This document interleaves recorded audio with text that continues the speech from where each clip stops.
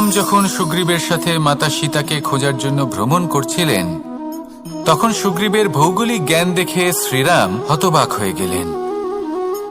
তখন সুগ্রীব বললেন যে যখন বালির হাত থেকে উনি পালাচ্ছিলেন, নিজের প্রাণ বাঁচিয়ে পালাচ্ছিলেন, উনি তখন অনেক জায়গায় গেছিলেন, কিন্তু কোথাও যেন উনি যোগ্য আশ্রয় খুঁজে পাচ্ছিলেন না। বালি সুগ্রীবের প্রাণ হরণ করতে চাইছিল, ওকে শেষ করে দিতে চাইছিল, আর সুগ্রীব শুধু নিজের প্রাণ বাঁচিয়ে পালাতে চাইছিল। এক স্থান থেকে অন্য স্থানে, সেই স্থান থেকে আবার আরেক স্থানে। এই বিপদের সম্মুখীন হতে গিয়ে সুগ্রীবের ভৌগোলিক জ্ঞান বৃদ্ধি পেল। এর অর্থ বুঝলেন আপনি? যে জীবনে যখন সমস্যা আসে, জটিলতা আসে, সেটা দেখে আমরা ত্রস্ত হয়ে পড়ি, দুঃখী হয়ে পড়ি যে এমনটা আমার সাথে কেনই বা হচ্ছে। কিন্তু দুঃখী হওয়ার কোনো প্রয়োজন নেই, কারণ এই সমস্যা আমাদের কিছু শিক্ষা দেওয়ার জন্যই আসে। সেই শিক্ষা লাভ করা খুবই প্রয়োজনীয়। সেই শিক্ষার দিকে নিজের মনোনিবেশ করুন, সেই শিক্ষা আত্মস্থ করুন, জীবনে অগ্রসর হন, আর আমার সাথে ভালোবেসে বলুন, রাধা রাধা। অত্যন্ত শ্রেষ্ঠ একটা কথা আছে, যদি একটা দরজা বন্ধ হয় তাহলে ঈশ্বর নিজে আমাদের জন্য আরেকটা দরজা খুলে দেন। কিন্তু কিছু মানুষ আছেন যারা এটা ভাবেন যে আমার সাথে তো এরকম হলোই না, আমাদের জন্য তো কোনো নতুন দরজা খুললো না, কোনো নতুন পথ আমরা খুঁজে পেলাম না। সেই বিষয়ে আমরা চিন্তা করি, দুঃখ পাই যে এরকম কেন হলো। কখনো কখনো নতুন দরজা উন্মুক্ত হয়, কিন্তু পুরনো যে বন্ধ দরজা আছে তার সামনেই আমরা দুঃখী হয়ে বসে থাকি, আর এমন ভাবে বসে থাকি যে নতুন দরজার দিকে আমাদের চোখই যায় না। কখনো কখনো ঈশ্বর জেনে শুনেই আমাদের জন্য নতুন দরজা, নতুন পথ উন্মুক্ত করেন না, কারণ তিনি চান যে আমরা যেন পরিশ্রম করি, কর্ম করি, নিজেকে আরো বেশি শ্রেষ্ঠ করে তুলি, সক্ষম হই, আর নিজের পথ আমরা নিজেই খুঁজে নিই। কখনো কখনো এমনও হয় যে ঈশ্বর চান যে আমরা যেন সেই পথে চলতে শুরু করে দিই। ভবিষ্যতে গিয়ে ঈশ্বর আমাদের সবকিছুই প্রদান করেন। মনে রাখবেন, যে ব্যক্তি নিজের বাড়িতে এসে নিজের দুঃখ নিয়ে বিলাপ করতে থাকেন, সুখ তার দরজায় পৌঁছে গিয়েও বন্ধ দরজা দেখে ফিরে চলে যায়। তাই দুঃখ আমাদের সকলের জীবনে আছে, কিন্তু সেই দুঃখকে আঁকড়ে ধরে বসে থাকবেন না, তাহলে আপনি আসন্ন সুখও ভোগ করতে পারবেন না। আসুন আমার সাথে ভালোবেসে বলুন, রাধা রাধা। জীবনে কখনো আমরা বিজয়ী হই, কখনো আমরা পরাজিত হই, কখনো সুখ আসে, আবার কখনো দুঃখও আসে। আর যখন দুঃখ আসে তখন আমরা আমাদের এই দুঃখ কারোর সাথে ভাগ করতে চাই। আমরা কারোর সাথে নিজের দুঃখ ভাগ করে নিই, আর সেই ব্যক্তি আমাদের দুঃখ নিয়ে উপহাস করে। তখন আমরা আরো দুঃখী হয়ে যাই। আমরা এই সংসারকে দোষ দিতে থাকি, কিন্তু এতে সংসারের কোনো দোষ নেই। ভুল আপনার যে আপনি কোনো কুপাত্রকে নির্বাচন করেছেন দুঃখ ভাগ করার জন্য।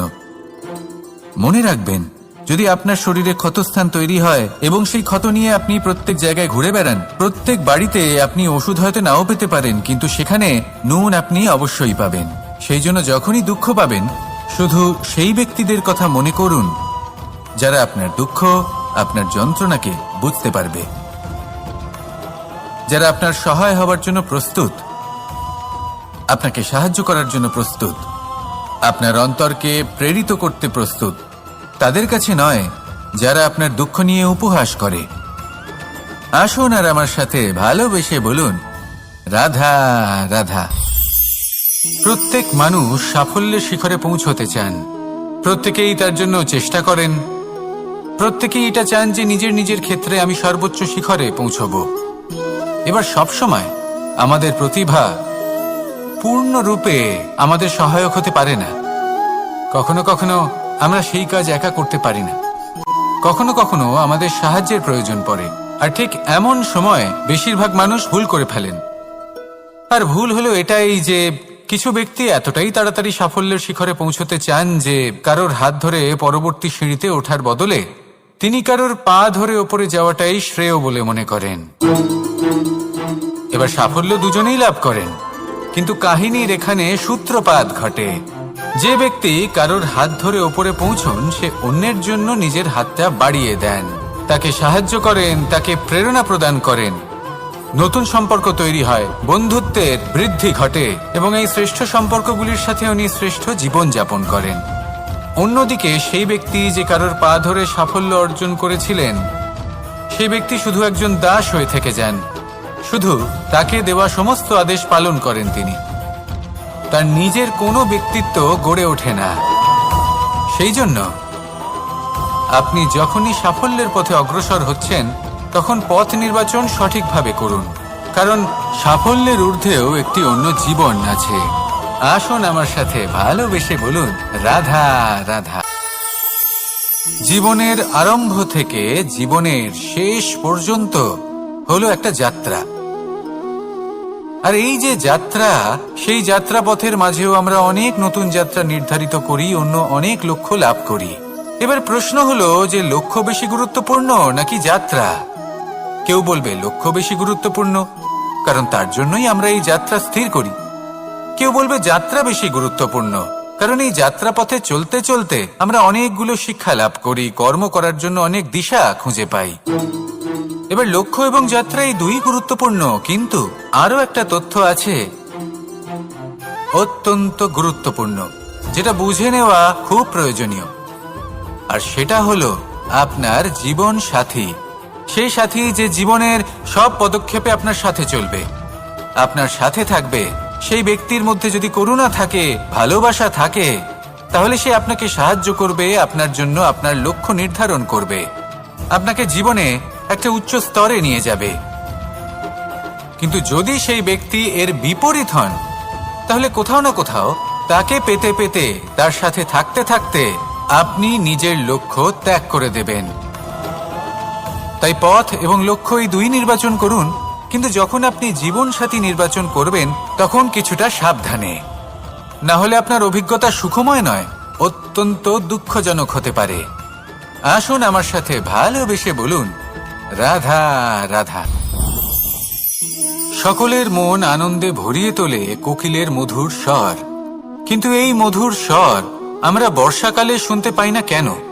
তার কারণ কিন্তু এটা নয় যে বর্ষাকালে কোকিল অসুস্থ থাকে, তা নয়। কোকিল সিদ্ধান্ত নেয় নীরব থাকার, কিন্তু এই সিদ্ধান্ত কেন নেয়?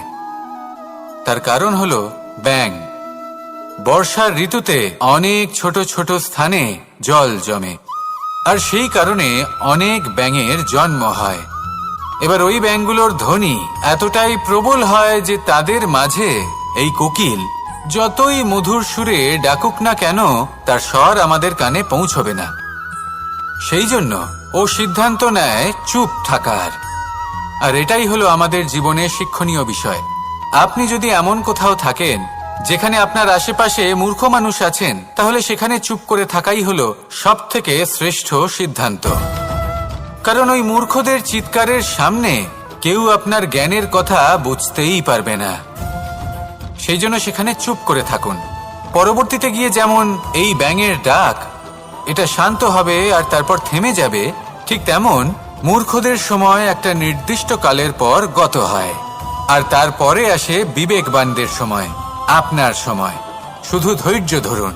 আসুন আর আমার সাথে ভালোবেসে বলুন, রাধা রাধা। মস্তিষ্কের মেধা প্রত্যেক মানুষের কাছেই আছে। এর বর্গীকরণ করা সম্ভব তিনটি স্তরে: নিম্ন, মধ্য এবং উচ্চ। এবার সেই ব্যক্তি যার মস্তিষ্ক মেধা নিম্ন স্তরের, তিনি কোন বিষয়ে কথা বলেন, কোন বিষয়ে আলোচনা করেন, কি কি সেই বিষয় যা নিয়ে এনারা ভাবেন? লেনদেন, লাভ ক্ষতি, সম্পর্ক ভাঙা গড়া, জীবনের এই ছোট ছোট বিষয়গুলি। এর ঊর্ধ্বে এনাদের কথা এবং ভাবনা যায়ই না। এবার যে ব্যক্তি এমন হন যার মস্তিষ্ক মেধা মধ্যস্তরের, সেই ব্যক্তি কি করেন, কোন বিষয়ে কথা বলেন? জীবনের ঘটনাগুলির বিষয়ে কথা বলেন। কি হয়েছিল, কিভাবে হয়েছিল, কিভাবে সেটা আরো বেশি শ্রেষ্ঠ করে তোলা সম্ভব। আর সেই ব্যক্তি যাদের মস্তিষ্ক মেধা উচ্চ স্তরে থাকে, তারা কি নিয়ে ভাবেন, তারা কি নিয়ে আলোচনা করতে থাকেন? তিনি ভাবেন যে কিভাবে নিজের চিন্তা ভাবনা আরো বেশি শ্রেষ্ঠ করে তোলা সম্ভব। তিনি ভাবেন যে কিভাবে আমরা নিজেদের অপগুণগুলিকে দূর করে দিতে পারি, কারণ সেটা করতে পারলে জীবন আপনা থেকেই শ্রেষ্ঠ হয়ে উঠবে। মস্তিষ্ক মেধা আমাদের সবার কাছে আছে। এবার আমাদের এটা বেছে নিতে হবে যে কোন স্তরটা আমরা আপন করতে চাই। যদি আজকের এই মুহূর্তে আপনি নিম্ন স্তরেও থাকেন তাহলে তা মেনে নিন, চিন্তার কোনো বিষয় নেই। এখনো চাইলে আপনি উচ্চ স্তরে পৌঁছতেই পারেন।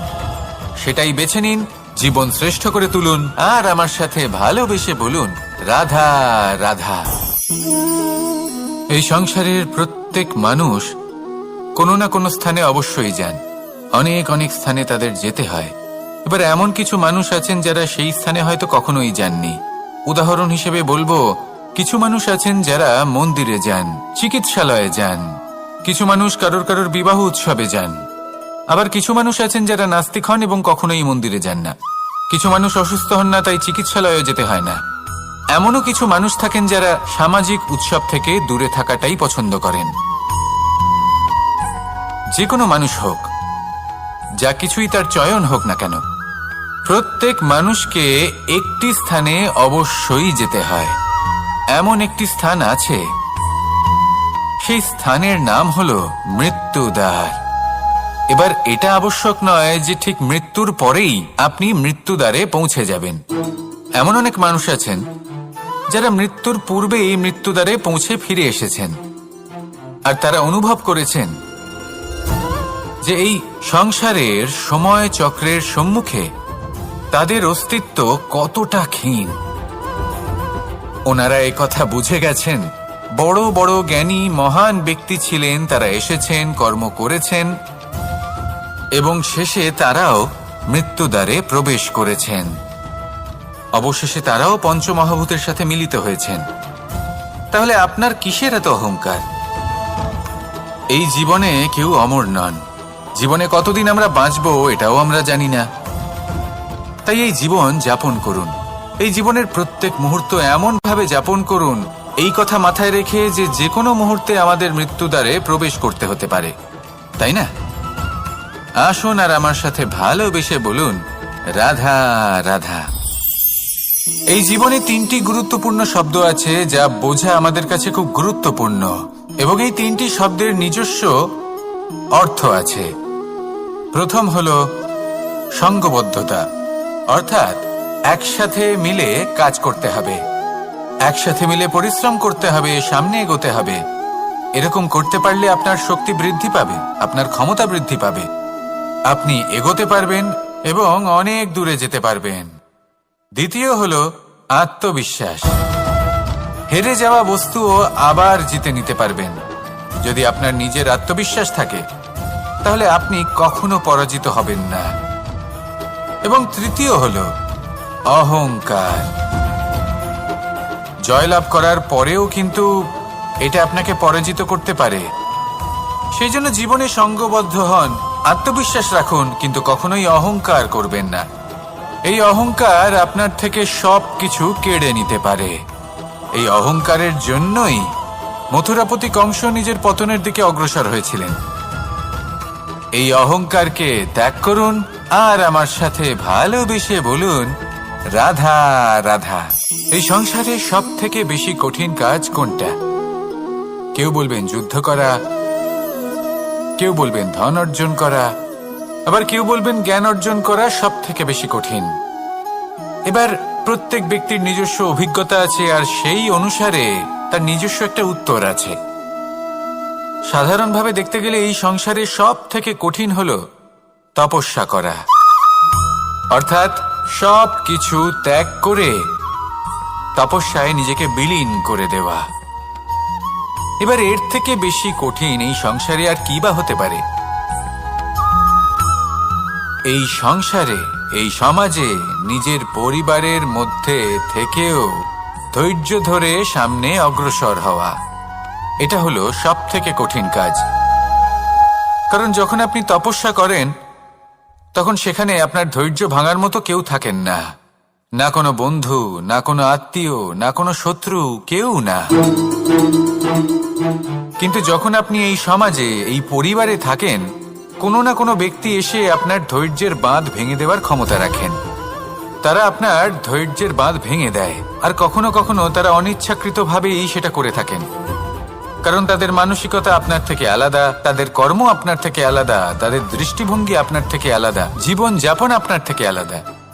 সেক্ষেত্রে আপনি ধৈর্যচ্যুত হন, প্রসন্নতা আপনার থেকে ছিনিয়ে নেওয়া হয়। সেই জন্য এই সংসারে, এই পরিবারের থেকেও ধৈর্য ধরে সামনে অগ্রসর হওয়া কোনো পর্বতের শিখরে গিয়ে তপস্যা করার থেকেও অনেক বেশি কঠিন। আর যে ব্যক্তি এই সমাজেই, এই পরিবারে, সেই সকল মানুষের মধ্যে থেকে গিয়েও ধৈর্য ধরে অগ্রসর হতে থাকেন, যারা এই কাজটা শিখে নিতে পারেন, তারাই কিন্তু জীবনে আনন্দ লাভ করতে পারেন। এই ধৈর্যই শেষে আপনার জীবনে প্রসন্নতা বহন করে আনবে। তাই ধৈর্য ধরে জীবনের পথে অগ্রসর হন আর আমার সাথে ভালোবেসে বলুন, রাধা রাধা। আমরা সবাই জীবনে অগ্রসর হতে চাই, তার জন্য চেষ্টা করি, পরিশ্রম করি, কিন্তু কখনো কখনো আমাদের আশেপাশের কিছু মানুষ, যেমন আমাদের আত্মীয়, আমাদের বন্ধু, আমাদের শত্রু, এদেরকে এগিয়ে যেতে দেখে আমরা কখনো কখনো নিজেরা থেমে যাই। এর অর্থ কি তার মানে এটা যে আমাদের কোনো খামতি ছিল বা আমরা কোনো ভুল করে ফেলেছি? না, বেশিরভাগ সময় আমাদের কোনো ভুল থাকে না, আমাদের কোনো খামতিও থাকে না। শুধু একটা ছোট্ট বিষয় আছে যেটা আমরা বুঝতে পারি না। আমরা চেষ্টা করি অন্যদের জীবনযাত্রা দেখতে। আমরা দেখতে চেষ্টা করি যে তাদের জীবনে তারা কিভাবে এগিয়ে চলেছেন, অগ্রসর হওয়ার জন্য ওনারা কি কি করছেন, আর যা করছেন তাতে ওনারা কিভাবে উপকৃত হচ্ছেন। আমরা চেষ্টা করি তাদের জীবনযাত্রার দিকে তাকানোর, ওনাদের গতিবিধির দিকে নজর দেওয়ার এবং সেটা বুঝতে চেষ্টা করার। সেই জন্যই আমরা পিছিয়ে পড়ি।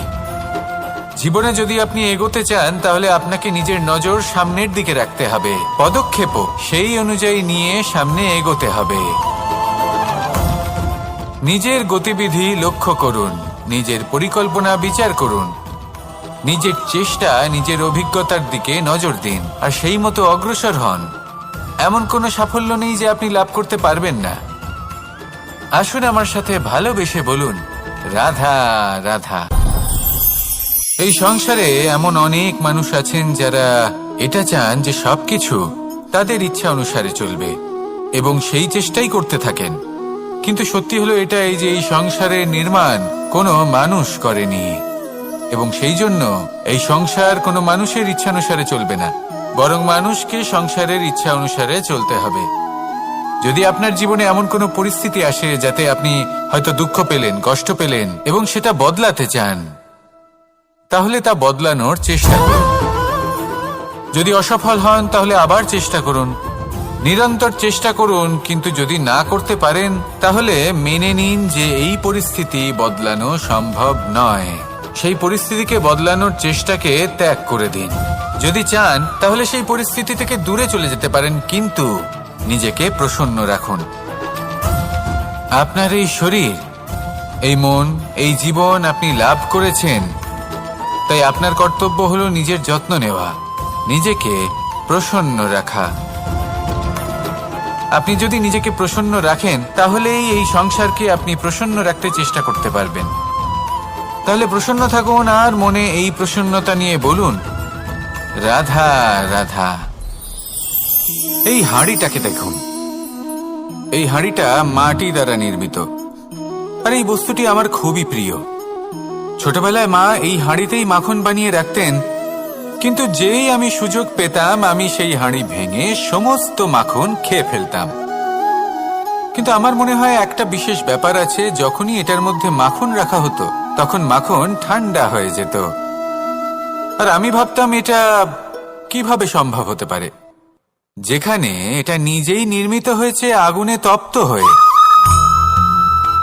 এটা নির্মিত হয়েছে এইভাবেই, কিন্তু এর ভেতরে সবই শীতল থাকে। এটা কিভাবে সম্ভব? এটা এই কারণে সম্ভব কারণ এই হাঁড়ি এমন কিছু জানে যেটা জানা আমাদের জন্য খুব প্রয়োজনীয়।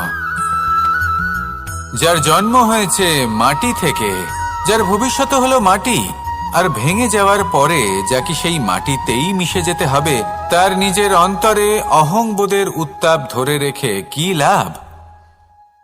এটাই হলো জীবনের একটি সার কথা, যেটা আমাদের সকলকে বুঝতেই হবে। শিখতে হবে, যাপন করতে হবে। আর যখন আপনি উপলব্ধি করবেন যে আপনি নশ্বর, যখন উপলব্ধি করবেন যে আপনার জন্মের আগেও আপনার কোনো অস্তিত্ব ছিল না, আর মৃত্যুর পরেও আপনার কোনো অস্তিত্বই থাকবে না, জীবনে কোনো কিছুই আপনার ছিল না, আজও নেই আর না ভবিষ্যতে কখনো হবে, তখন আপনা থেকেই জন্ম এবং মৃত্যুর মাঝে এই যে সময় থাকে যাকে আমরা জীবন বলি, সেটা আপনি শান্তভাবে যাপন করতে শুরু করবেন।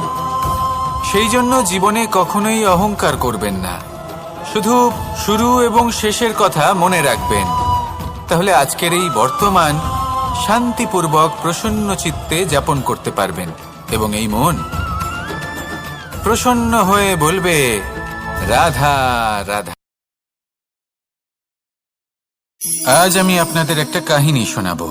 এটা হলো একটা বিশাল আকার বটগাছের এবং একটি নিম গাছের গল্প। এই নিম গাছটা সেই বটগাছের কাছেই অবস্থিত ছিল।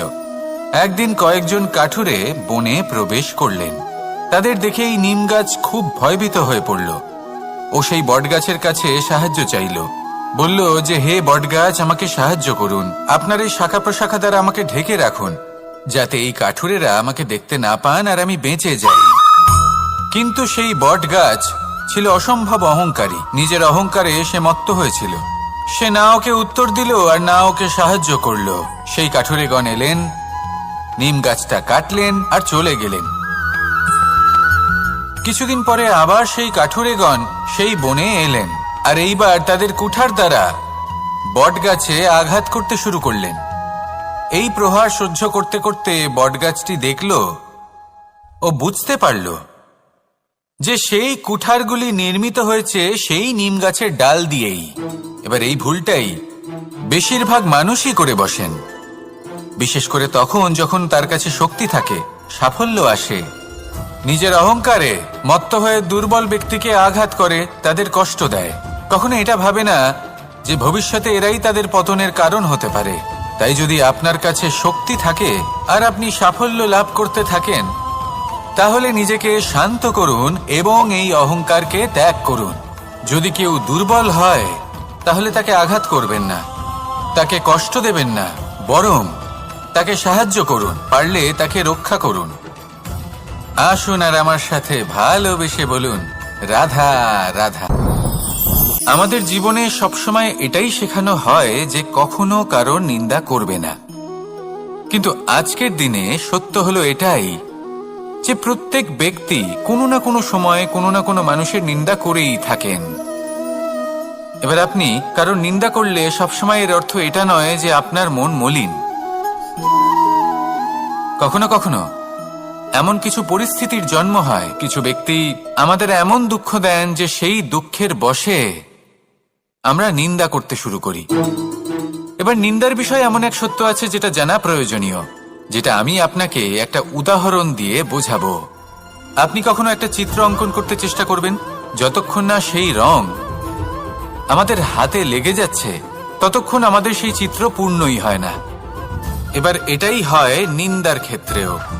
কেউ আপনাকে যতই দুঃখ দিক না কেন, যদি আপনি কারোর নিন্দা করেন তাহলে কোথাও না কোথাও সেই নেতিবাচক শক্তি অবশ্যই আপনার মধ্যে প্রবেশ করবে। তাহলে সেক্ষেত্রে কি করা যায়? কিভাবে অন্যের নিন্দা করা থেকে নিজেকে বিরত রাখা সম্ভব?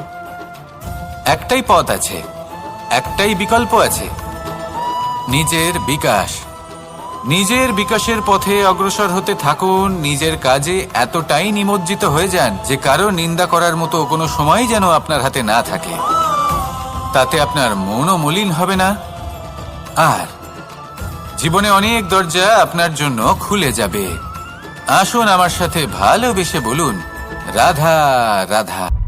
শ্রীরাম যখন সুগ্রীবের সাথে মাতা সীতাকে খোঁজার জন্য ভ্রমণ করছিলেন, তখন সুগ্রীবের ভৌগোলিক জ্ঞান দেখে শ্রীরাম হতবাক হয়ে গেলেন।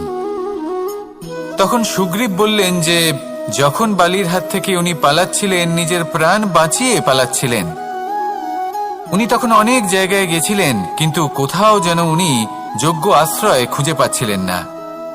বালি সুগ্রীবের প্রাণ হরণ করতে চাইছিল, ওকে শেষ করে দিতে চাইছিল, আর সুগ্রীব শুধু নিজের প্রাণ বাঁচিয়ে পালাতে চাইছিল। এক স্থান থেকে অন্য স্থানে, সেই স্থান থেকে আবার আরেক স্থানে। এই বিপদের সম্মুখীন হতে গিয়ে সুগ্রীবের ভৌগোলিক জ্ঞান বৃদ্ধি পেল। এর অর্থ বুঝলেন আপনি? যে জীবনে যখন সমস্যা আসে, জটিলতা আসে, সেটা দেখে আমরা ত্রস্ত হয়ে পড়ি, দুঃখী হয়ে পড়ি যে এমনটা আমার সাথে কেনই বা হচ্ছে। কিন্তু দুঃখী হওয়ার কোনো প্রয়োজন নেই, কারণ এই সমস্যা আমাদের কিছু শিক্ষা দেওয়ার জন্যই আসে। সেই শিক্ষা লাভ করা খুবই প্রয়োজনীয়। সেই শিক্ষার দিকে নিজের মনোনিবেশ করুন, সেই শিক্ষা আত্মস্থ করুন, জীবনে অগ্রসর হন আর আমার সাথে ভালোবেসে বলুন, রাধা রাধা। অত্যন্ত শ্রেষ্ঠ একটা কথা আছে, যদি একটা দরজা বন্ধ হয় তাহলে ঈশ্বর নিজে আমাদের জন্য আরেকটা দরজা খুলে দেন। কিন্তু কিছু মানুষ আছেন যারা এটা ভাবেন যে আমার সাথে তো এরকম হলোই না, আমাদের জন্য তো কোনো নতুন দরজা খুললো না, কোনো নতুন পথ আমরা খুঁজে পেলাম না। সেই বিষয়ে আমরা চিন্তা করি, দুঃখ পাই যে এরকম কেন হলো।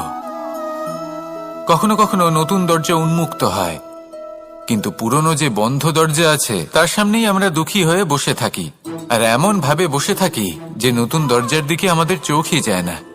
কখনো কখনো ঈশ্বর জেনে শুনেই আমাদের জন্য নতুন দরজা, নতুন পথ উন্মুক্ত করেন না, কারণ তিনি চান যে আমরা যেন পরিশ্রম করি, কর্ম করি, নিজেকে আরো বেশি শ্রেষ্ঠ করে তুলি, সক্ষম হই, আর নিজের পথ আমরা নিজেই খুঁজে নিই। কখনো কখনো এমনও হয় যে ঈশ্বর চান যে আমরা যেন সেই পথে চলতে শুরু করে দিই। ভবিষ্যতে গিয়ে ঈশ্বর আমাদের সবকিছুই প্রদান করেন। মনে রাখবেন, যে ব্যক্তি নিজের বাড়িতে এসে নিজের দুঃখ নিয়ে বিলাপ করতে থাকেন, সুখ তার দরজায় পৌঁছে গিয়েও বন্ধ দরজা দেখে ফিরে চলে যায়। তাই দুঃখ আমাদের সকলের জীবনে আছে, কিন্তু সেই দুঃখকে আঁকড়ে ধরে বসে থাকবেন না, তাহলে আপনি আসন্ন সুখও ভোগ করতে পারবেন না। আসুন আমার সাথে ভালোবেসে বলুন, রাধা রাধা। জীবনে কখনো আমরা বিজয়ী হই, কখনো আমরা পরাজিত হই, কখনো সুখ আসে, আবার কখনো দুঃখও আসে।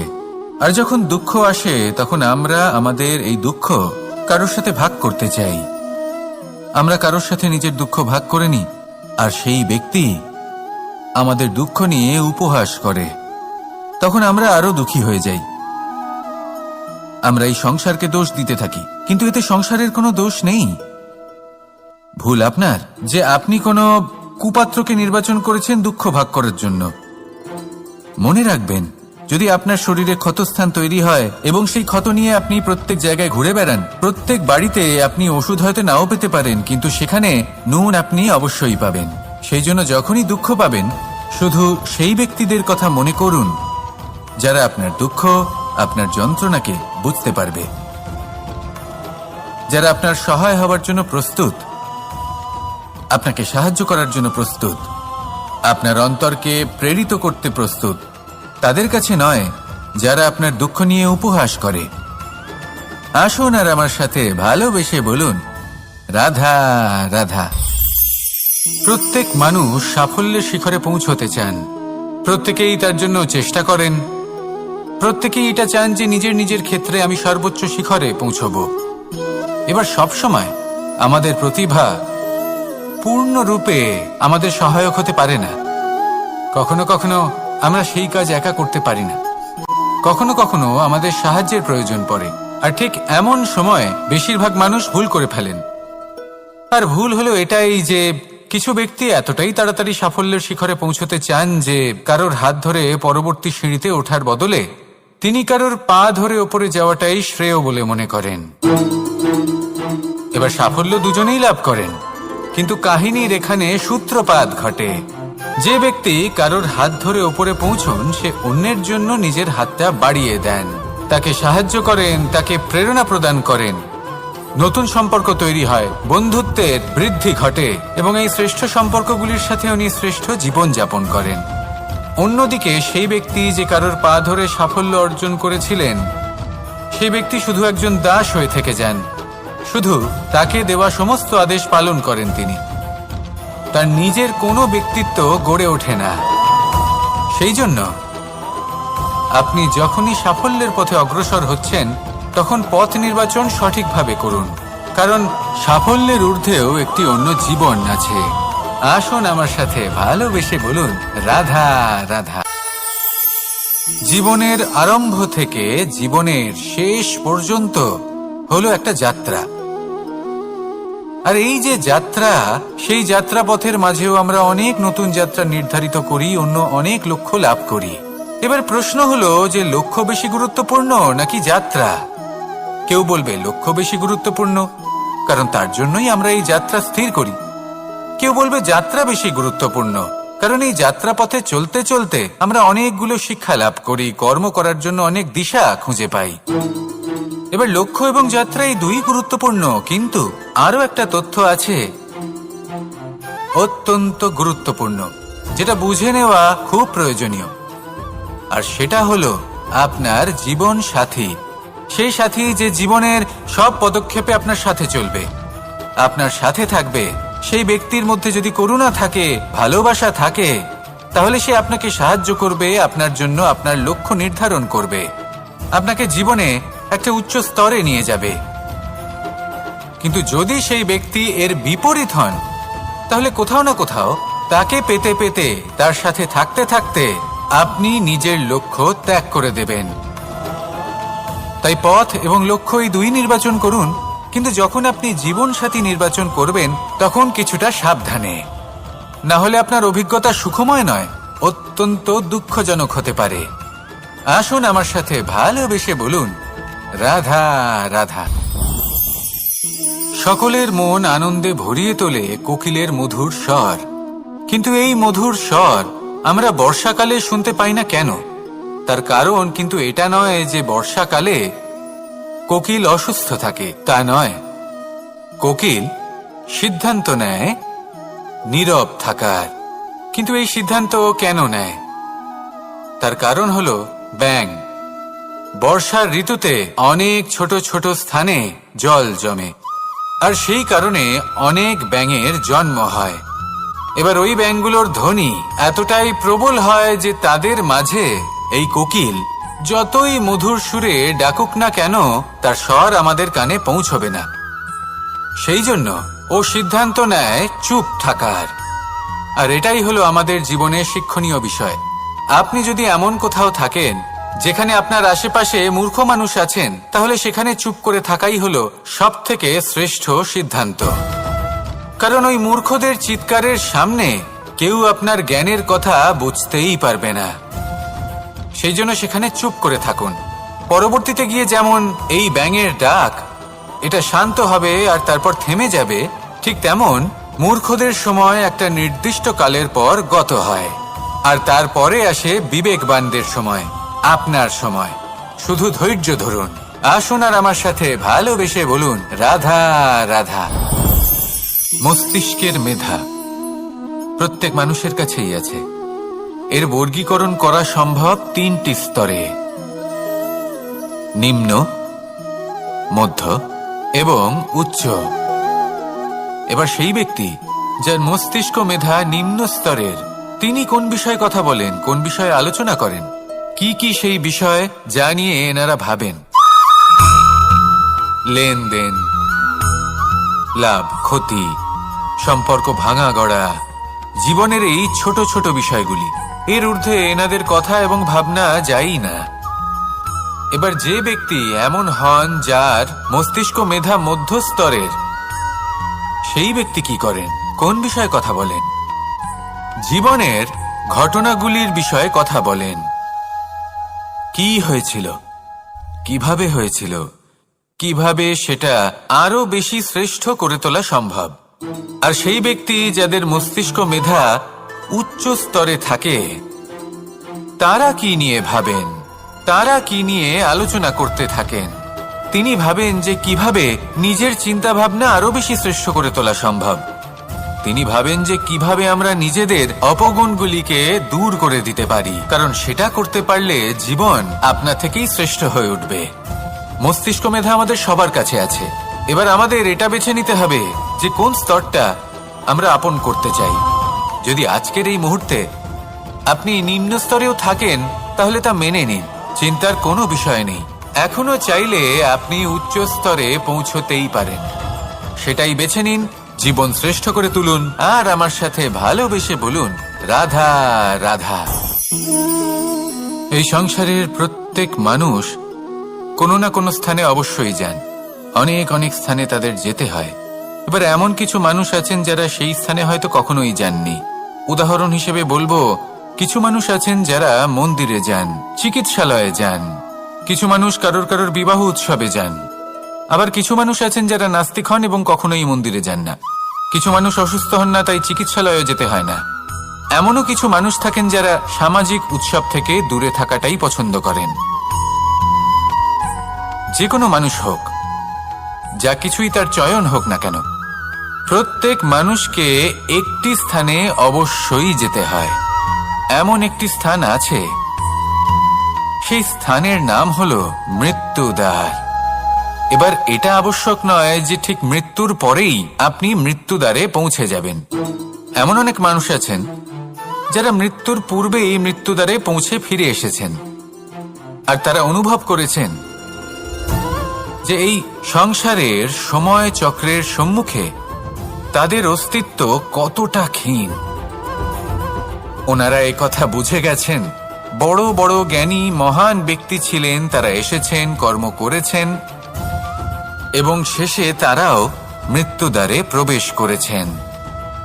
অবশেষে তারাও পঞ্চমহাভূতের সাথে মিলিত হয়েছেন। তাহলে আপনার কিসের এত অহংকার? এই জীবনে কেউ অমর নন। জীবনে কতদিন আমরা বাঁচবো এটাও আমরা জানি না। তাই এই জীবন যাপন করুন। এই জীবনের প্রত্যেক মুহূর্ত এমন ভাবে যাপন করুন, এই কথা মাথায় রেখে যে যে কোনো মুহূর্তে আমাদের মৃত্যুদ্বারে প্রবেশ করতে হতে পারে, তাই না?